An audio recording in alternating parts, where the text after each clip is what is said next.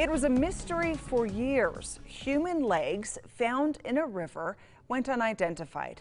Ogden police now confirming those legs that were found back in 1985 belonged to a woman who disappeared. They say Savannah Hoskins was murdered and her legs cut off. Police reopened the case where DNA gave them their answers. For every crime, there's a story, and the truth matters. Here's ABC4 senior crime and punishment correspondent Marcos Ortiz with tonight's Justice Files.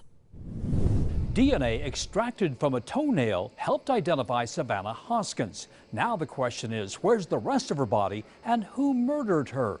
Ogden police think they know. Always. Every day, there's not a day that goes by I don't think about her. Joe Hoskins was only 4 years old when the family came apart. His mother, Savannah Hoskins, disappeared in July of 1985. 11 days after her disappearance, 2 legs were found in the Ogden River. She was dismembered and other parts of her were thrown in the Ogden River. Authorities searched the river in hopes of finding the rest of Hoskins's body. At first, they were hopeful. We had some 40 rescue workers out combing this entire area to see if we could locate the rest of the body, of course. 34 years later, the rest of her body has yet to be found. Her son remains skeptical that she was murdered.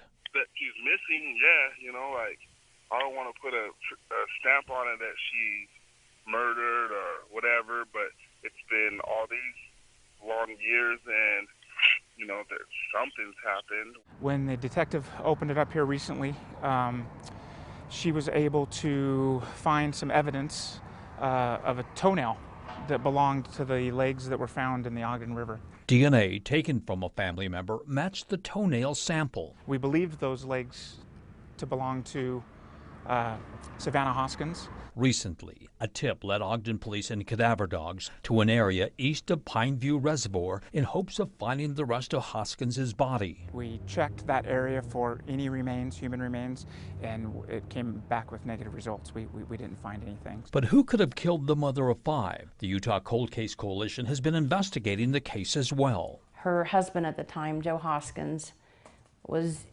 either involved in or present at her death. A detective scanned old police files and found a clue. There was evidence found in the Hoskins home, which is now a vacant lot. Is he your primary suspect? Yes.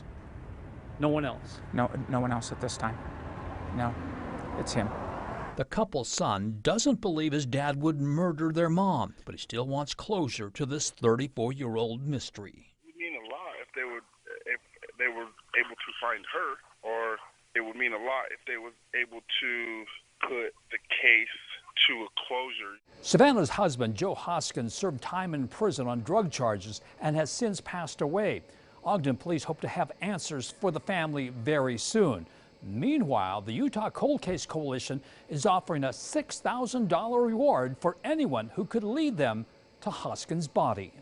For the Justice Files, Marcos Ortiz, ABC4 News.